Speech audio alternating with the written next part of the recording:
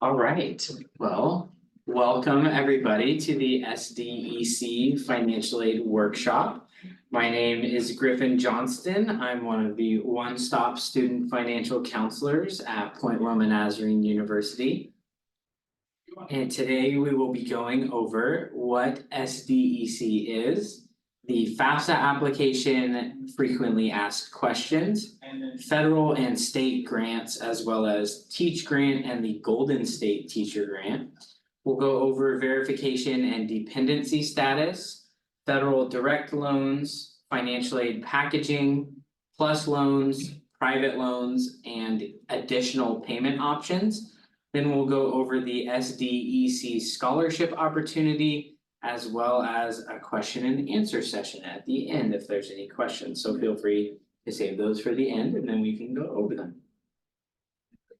What is SDEC? The San Diego Education Consortium is a nonprofit partnership of regionally accredited colleges and universities in San Diego County, working to promote higher education and lifelong learning to the general public and private organizations. Member institutions may offer individual courses, certificate programs, associate, bachelor, or graduate degree programs. Some of the member schools include Point Loma Nazarene University, National University, Design Institute of San Diego, UMGC, UMass Global, Azusa Pacific University, USD, University of St. Catherine, Chicago School of Professional Psychology, and all San Diego County community colleges. Their website is sandiegocolleges.org. So we'll go over a little bit of the kind of frequently asked questions, some common information about the FAFSA application. You can find the FAFSA application at www.fafsa.gov. You need to complete the FAFSA application each academic year. So it'll cover, generally speaking, for the upcoming fall 24 semester. The 24-25 application will apply to fall 2024, spring 2025, as well as summer 2025.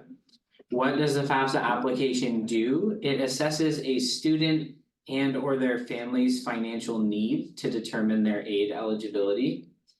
It is required to verify your federal aid eligibility. And how do you make sure that your university receives it? You'll need to add your school, which you can do by using their school code before you submit the FAFSA application, or there's a search bar in there where you can find your university that you're looking for. When should you complete the FAFSA application? With the new 24-25 application, we're noticing some delays, especially with receiving your FSA ID number. So we would recommend completing that FAFSA application as soon as possible to make sure packaging can go smoothly before you start your program. And when you sit down to complete that 24-25 FAFSA application, make sure you have your 2022 tax information. They'll always be using the prior year's taxes on your FAFSA application. Here we'll go over some federal and state grants. The federal Pell Grant is only offered to students pursuing their first bachelor's degree or undergrad degree. You could be eligible for up to $6,895 annually, so not per semester. This is calculated based on need and the number of units that you're taking each semester, with a maximum eligibility of 6 years if you're eligible for that grant each year. The supplemental federal grant is only offered to students who qualify for the Pell Grant, and that you can receive up to $585 annually or a maximum of $195 per semester. The Cal Grant is only offered to California residents. The deadline for consideration, you would need to submit your FAFSA application by March 2nd each year. So at this point, you can apply for the next academic year of 25-26 once that FAFSA application becomes available. And you must have a GPA of, I believe, I can't remember the number, so I'm not going to say it, but your GPA would be certified and verified before determining whether or not you're eligible if you submit that application. The federal Teach Grant is offered to credential only, MAT and or MASPED programs. How much could you qualify for? This one is up to a maximum of $3,772 per academic year, which would be 3 semesters, or a maximum of $1,886 each semester. And these numbers, most of the numbers in this presentation will be based on the 23-24 academic year, with new numbers to come for the 24-25 academic year. In order to be eligible for the federal Teach Grant, you would need to have a GPA of 3.25 or higher, and you must be taking Teach Grant eligible courses. And your university should have a list of which courses are considered Teach Grant eligible, so they should be able to provide that for you. How to apply? You would need to fill out the 2024-2025 FAFSA application, as well as completing a Teach Grant initial and subsequent counseling, which can be done at studentaid.gov. And you would also need to complete an agreement to serve or repay, also at studentaid.gov, basically walking you through the requirements post-graduation if you were to receive this grant. The Golden State Teacher Grant is somewhat similar, but the biggest difference is the financial aspect of it. Who is the Golden State Teach Grant for? It's for students who are currently enrolled in a professional preparation program approved by the Commission on Teacher Credentialing and working towards earning their preliminary teaching or pupil personal services credential. How to apply? This would be done at gstg.csac.ca.gov. And you could be eligible for up to $20,000. Generally, that's broken up into 2 or 3 different disbursements over 2 or 3 semesters. And you can find more details regarding eligibility and again, post-graduation requirements for what would be needed of you at the csac.ca.gov Golden State Teacher Grant website. So this is one of our more tricky topics, the verification and dependency status for our students. In terms of verification, if there are any inconsistencies with your FAFSA application, or if the US DOE selects you at random, we may need, or your university may need, additional documentation just to verify all the information on your application is correct and to ensure that you get packaged properly to ensure that the financially that you're receiving is the amount that you're eligible for. And then in terms of dependency status, if you're an undergraduate or credential only student under the age of 24, not married, have no dependents, or not active in the military, you would automatically be considered a dependent student. Unfortunately, despite the assistance that you might or might not be receiving from your parents, in which case your parents' financial information would be required on your FAFSA application, regardless of if they are currently providing for you. And then we'll jump into kind of what that FAFSA application is going to show us in terms of federal direct loans. If you are interested in applying for federal loans, that would be through your FAFSA application. Additionally, you'll need to make sure to complete an entrance counseling and a master promissory note that basically walk you through the rules and regulations of what it looks like to take out a federal student loan. For 2023-2024, the undergraduate fixed interest rate is 5.5%, and we should be receiving the updated interest rates sometime in July of this year. Currently, the federal government charges an origination fee of 1.057% for each loan disbursement. So want to make sure if you're attempting to take out exactly what you need to cover your cost of tuition, that you're taking into consideration that loan origination fee that will be taken off before you see the loan disbursement. In terms of federal loan limits, I would recommend taken a screenshot here to see which one you fall under. I won't read all the numbers here, but this can kind of give you an idea. Depending on your cost of tuition, you can kind of anticipate whether or not a student loan would be enough to cover your full cost of tuition, or if you might have a shortfall there that you need to make different plans for. And as you can see, your dependency status, this is where it kind of comes into play in terms of how much you would be eligible for in terms of your financial aid in student loans.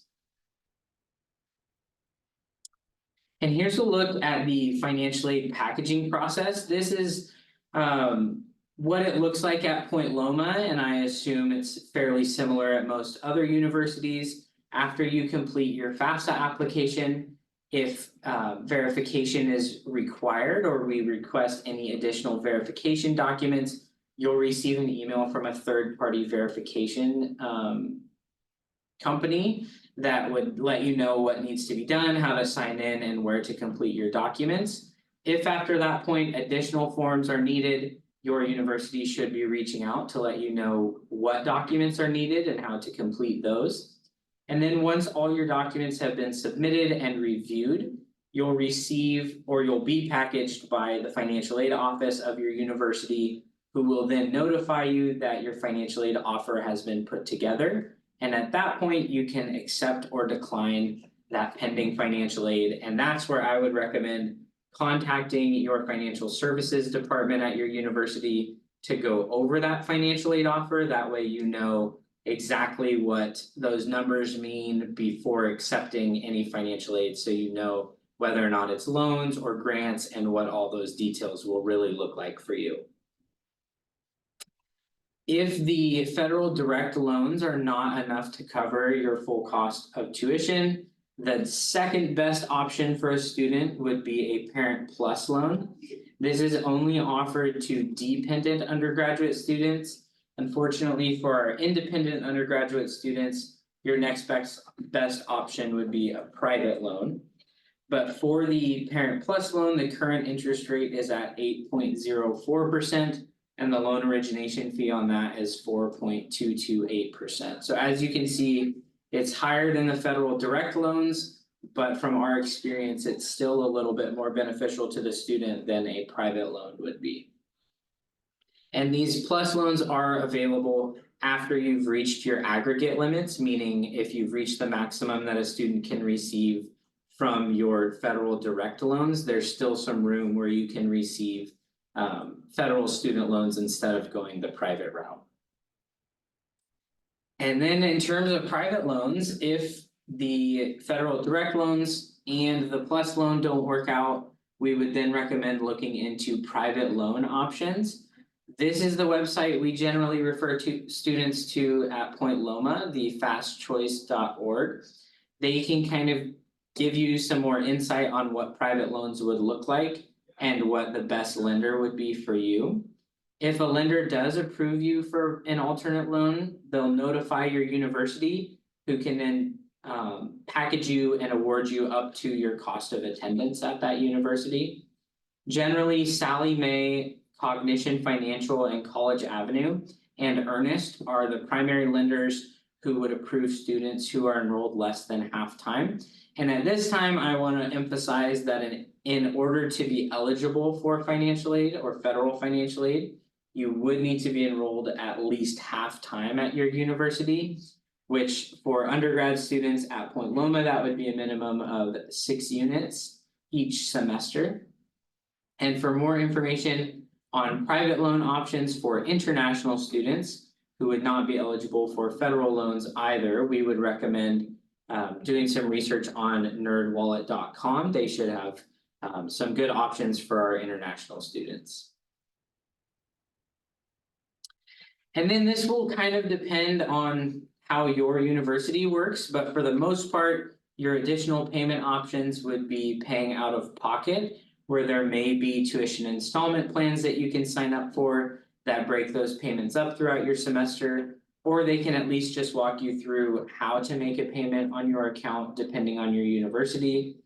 Also, there's military benefits, and if you plan on utilizing military benefits, we would recommend touching base with your university's military services team. Just to make sure all your documents are in and confirm how much eligibility you have left. If you're running out of eligibility, we recommend contacting your student financial services team.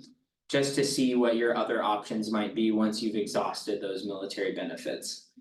Additionally, we always recommend that students check with their employer if you're currently working and going back to school. See if your employer offers any tuition remission, because this is a great way that you can kind of feel supported by your employer in your decision to go back to school. Additionally, a lot of universities that we work with offer partnership discounts. Depending on where you're employed, you may be eligible for a discount with your school, depending on their connections. And then we also would recommend contacting your financial services team to see what type of internal scholarships are offered, as well as doing some research on your own to see what external scholarships you may be eligible for. And then that kind of segues into the SDEC scholarship opportunity. This is a $500 scholarship for students transferring into an SDEC university in fall of 2024. The criteria is you must have a 2.5 cumulative GPA, that'd be on a 4.0 scale. Transferring from a local community college to an SDEC school. Again, visit that SanDiegoColleges.org website for a list of participating SDEC schools. Or feel free to reach out to your transfer center at your current community college to learn more about that. Completion of a minimum of 12 units from a local San Diego community college. And if you want to apply, the application process would be a 500-word maximum essay on the following prompt.